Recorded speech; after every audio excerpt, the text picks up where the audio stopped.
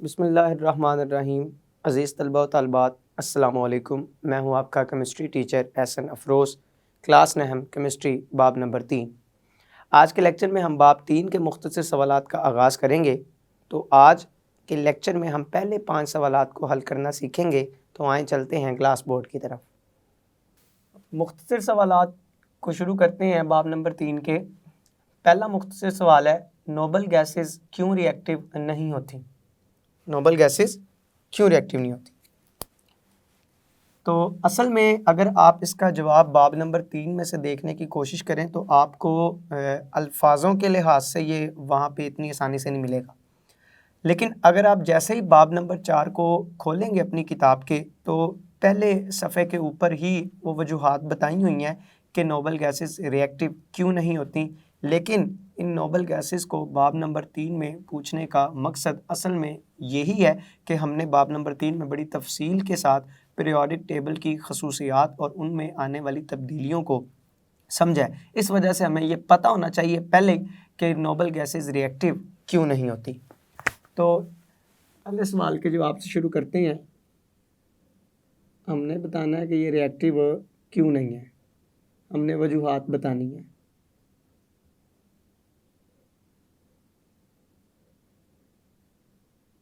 कि noble gases क्यों reactive नहीं होती।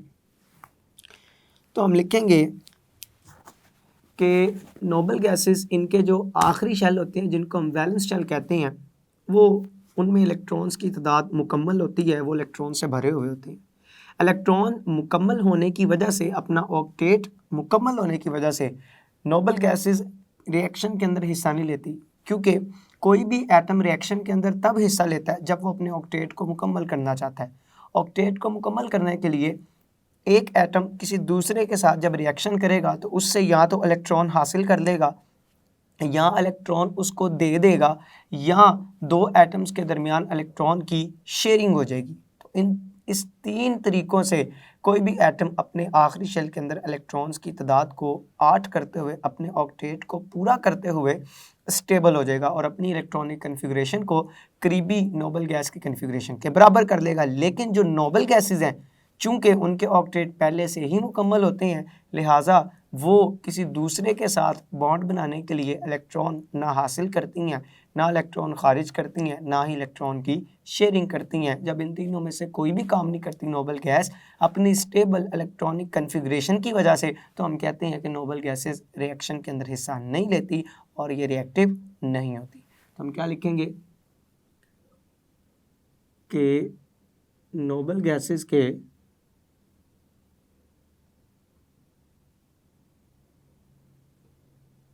वैलेंस शेल में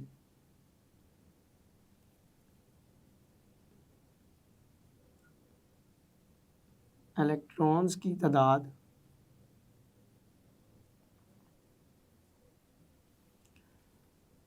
मुकम्मल होती है, यानी हम ये कह सकते हैं कि नोबल गैसेस के ऑक्टेट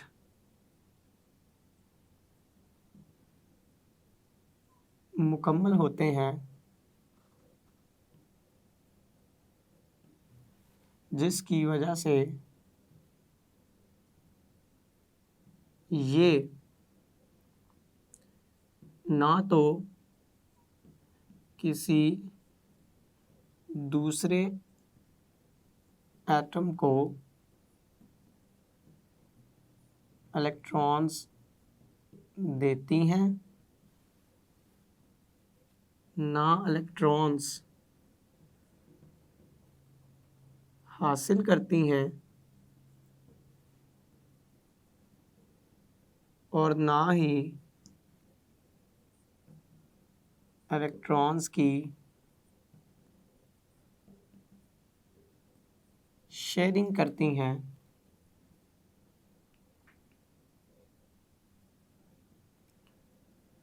इसलिए नोबल गैसेस रिएक्टिव नहीं होती। भाई ना ही कोई एटम इलेक्ट्रॉन खारिज कर रहा है, ना ही हासिल कर रहा है किसी दूसरे से, ना ही शेयरिंग कर रहा है। तीन ही मुमकिनात हो सकती हैं, इन तीनों में से कोई भी काम एक एटम नहीं कर रहा तो इसका मतलब कि वो रिएक्शन में हिस्सा ही नहीं ले रहा, और अगर वो रिएक्शन में हिस्सा ही नहीं ले रहा तो इसका मतलब कि वो रिएक्टिव भी नहीं है। तो नोबल गैसेस के आखिरी शेल, उनके ऑक्टेट मुकम्मल होने की वजह से वो रिएक्शन के अंदर हिस्सा नहीं लेती। दूसरा सवाल है सीजियम को, जिसका एटॉमिक नंबर 55 है, अपने वैलेंस शेल में से एक इलेक्ट्रॉन खारिज करने के लिए क्यों बहुत थोड़ी एनर्जी की ज़रूरत होती है। उन्हें बताना है, वजह बतानी है कि सीजियम को कम एनर्जी क्यों चाहिए होती है। सीजियम का ताल्लुक ग्रुप नंबर 1 के एलिमेंट से है, लिथियम, सोडियम, पोटाशियम, रुबिडियम और सीजियम। सीजियम से नीचे फ्रांसियम। तो ये छठे पीरियड का पहला एलिमेंट है, छठे पीरियड से ताल्लुक़ रखता है। और अगर हम ग्रुप के लिहाज से बात करें तो पहले ग्रुप का ये मेंबर है, पहले ग्रुप का ये एलिमेंट है। तो इसके अगर हम पहले ग्रुप के एलिमेंट्स के लिए की बात करें तो पूरे पीरियोडिक टेबल में जो सबसे बड़े साइज़ होते हैं एटम के, वो पहले ग्रुप के एलिमेंट के होते हैं। और हम ये भी जानते हैं कि ग्रुप में ऊपर से नीचे एटम का साइज़ वैसे भी बढ़ता है, और ये छठे पीरियड के अंदर पहले नंबर पर मौजूद है। लिहाजा सीजियम का एटॉमिक साइज़ काफ़ी बड़ा होता है। एटॉमिक साइज़ के बड़ा होने की वजह से जो वैलेंस इलेक्ट्रॉन है वो न्यूक्लियस से बहुत ज़्यादा दूर होता है। वैलेंस इलेक्ट्रॉन के दूर होने की वजह से इनकी आयनाइजेशन एनर्जी बहुत कम होती है, जिसकी वजह से उस आखिरी इलेक्ट्रॉन को निकालना बहुत आसान होता है, और ये काम करने के लिए बहुत थोड़ी मिकदार के अंदर एनर्जी की ज़रूरत पड़ती है। तो हम लिखेंगे कि सीजियम का एटॉमिक साइज़ काफ़ी ज़्यादा होता है, जिसकी वजह से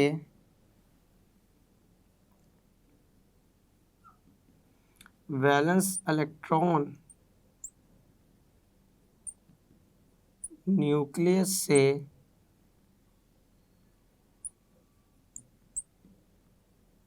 दूर होता है और सीजियम की आयोनाइजेशन एनर्जी भी बहुत कम होती है, इसलिए आखिरी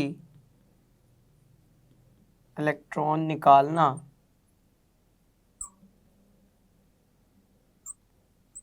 आसान होता है और कम एनर्जी की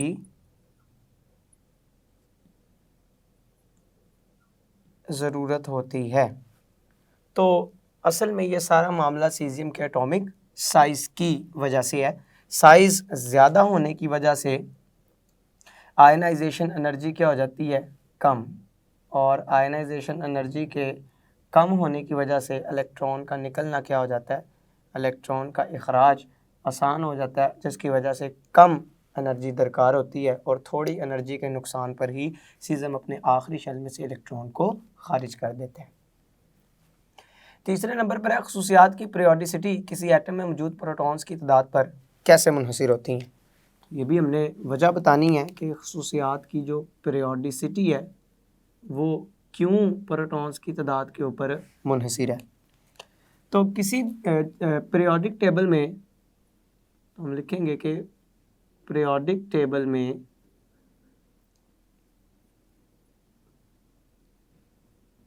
जब हम बाएं से दाएं जानिब हरकत करते हैं तो एटॉमिक नंबर में बतदरीज इजाफा होता है। जिसका मतलब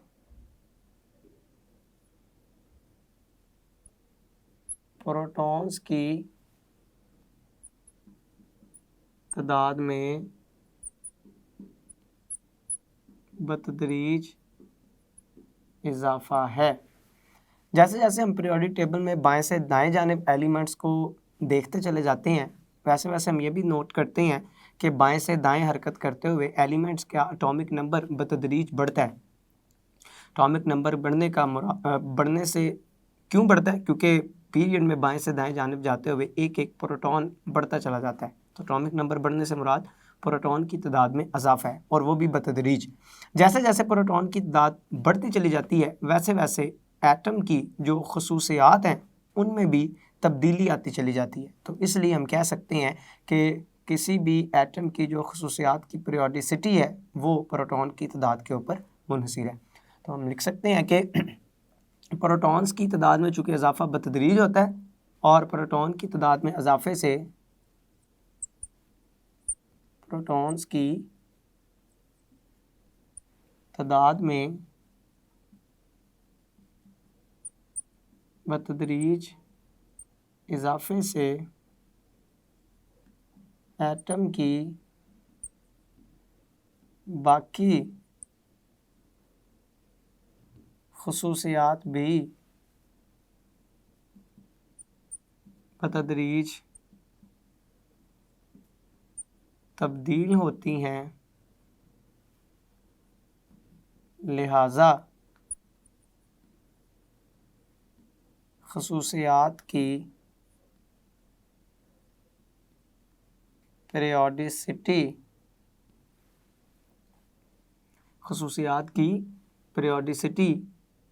एटम में मौजूद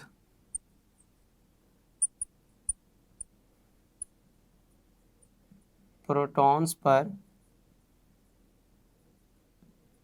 मुनहसर होती है। क्यों? क्योंकि प्रोटॉन जब बढ़ा है, प्रोटॉन के बढ़ने से क्या होगा? तबाही ख़वास बदलते चले जाएंगे, मेल्टिंग पॉइंट, बॉइलिंग पॉइंट, इस तरह की चीज़ें, इनमें तब्दीली आती चली जाएंगी। तो लिहाजा हम कहेंगे कि ख़वास में तब्दीली आती चली जा रही हैं, और इनकी वजह प्रोटॉन्स की तादाद में होने वाली तब्दीली है। इसलिए हम कहते हैं कि इनका इन्हिसार प्रोटॉन की तादाद के ऊपर होता है, इन खसूसियात का इन्हिसार। चौथे नंबर पर है इलेक्ट्रॉन का शील्डिंग इफेक्ट केटाइन के बनने के अमल को क्यों आसान बनाता है। तो ये भी हमने वजह बतानी है कि शील्डिंग इफेक्ट केटाइन के बनने के अमल को क्यों आसान कर रहा है। शील्डिंग इफेक्ट क्या है?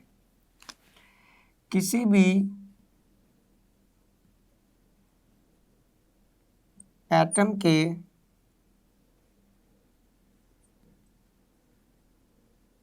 न्यूक्लियस और वैलेंस शेल के दरमियान मौजूद इलेक्ट्रॉन्स की तादाद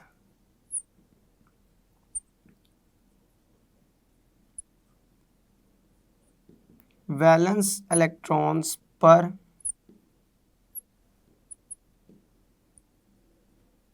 न्यूक्लियस की अट्रैक्शन को कम करती है। ये इफ़ेक्ट शील्डिंग इफ़ेक्ट कहलाता है। शील्डिंग इफ़ेक्ट कहलाता है। एक एटम के न्यूक्लियस की कोशिश होती है कि वो अपने हर इलेक्ट्रॉन के ऊपर मसावी फोर्स भेजता है, लेकिन जो इलेक्ट्रॉन न्यूक्लियस से बहुत ज़्यादा फासले पर होगा, आखिरी शेल में होगा, दरमियानी शेल में मौजूद इलेक्ट्रॉन्स उस न्यूक्लियस की उस अट्रैक्शन को आखिरी शेल तक उस मिकदार में नहीं पहुंचने देंगे जिस मिकदार में न्यूक्लियस ने भेजी होगी, वो उसका बहुत सा हिस्सा रोक लेंगे।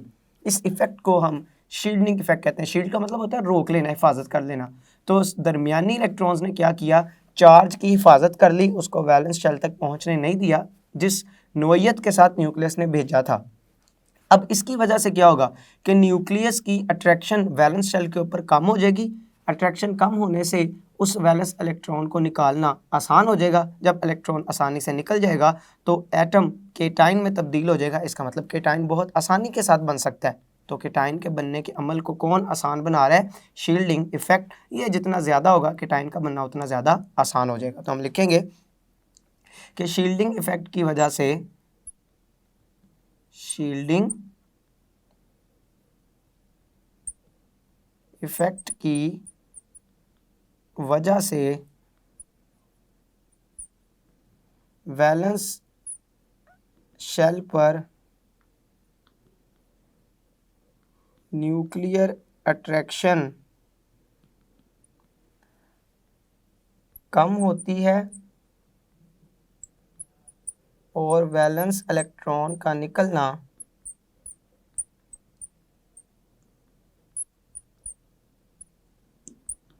आसान हो जाता है। लिहाजा केटाइन बनना ये भी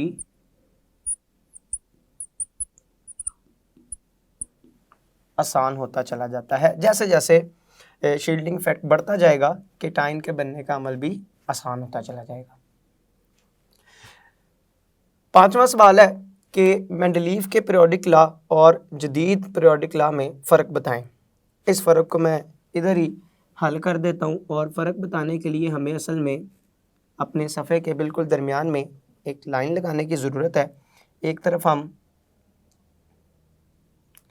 मेंडलीव का पीरियोडिक लॉ लिखेंगे, मेंडलीव का पीरियोडिक लॉ, और दूसरी तरफ हम जदीद पीरियोडिक लॉ लिखेंगे और देखेंगे कि दोनों में क्या बुनियादी फ़र्क है मेंडलीव और जदीद पीरियोडिक लॉ में। मेंडलीव ने असल में एलिमेंट्स को पीरियोडिक टेबल में बढ़ते हुए एटॉमिक मास की बुनियाद के ऊपर तरतीब दिया था और उसने कहा था जब एलिमेंट्स को उनके बढ़ते हुए एटॉमिक मास की बुनियाद पर तरतीब दिया जाता है तो बाकायदा वक्फों के बाद खसूसियात में पीरियोडिसिटी देखी जाती है। जबकि जदीद पीरियोडिक लॉ कहता है कि एलिमेंट्स को उनके बढ़ते हुए एटॉमिक नंबर की बुनियाद के ऊपर तरतीब दिया गया है और जब एलिमेंट्स को उनके बढ़ते हुए एटॉमिक नंबर की बुनियाद पर तरतीब दिया जाता है तो बाकायदा वक्फों के बाद खसूसियात में पीरियोडिसिटी देखी जा सकती है। तो मेंडलीव का पीरियोडिक लॉ क्या है कि एलिमेंट्स की खसूसियात उनके एटॉमिक मासेस के पीरियोडिक फंक्शंस हैं। जबकि जदीद पीरियोडिक लॉ क्या कहता है कि एलिमेंट्स की खसूसियात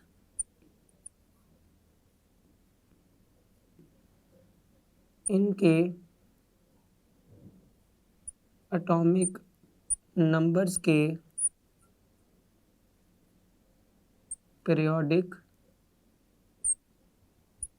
फंक्शंस हैं। मतलब कि जब एलिमेंट्स को उनकी बढ़ती हुई एटॉमिक मास की बुनियाद के ऊपर तरतीब दिया जाए तो बाकायदा वक्फे के बाद खसूसियात में तब्दीली देखी जाती है और जब एलिमेंट्स को उनके बढ़ते हुए एटॉमिक नंबर की बुनियाद पर तरतीब दी जाए तो बाकायदा वक्फे के बाद उनकी खसूसियात में तब्दीली देखी जाती है।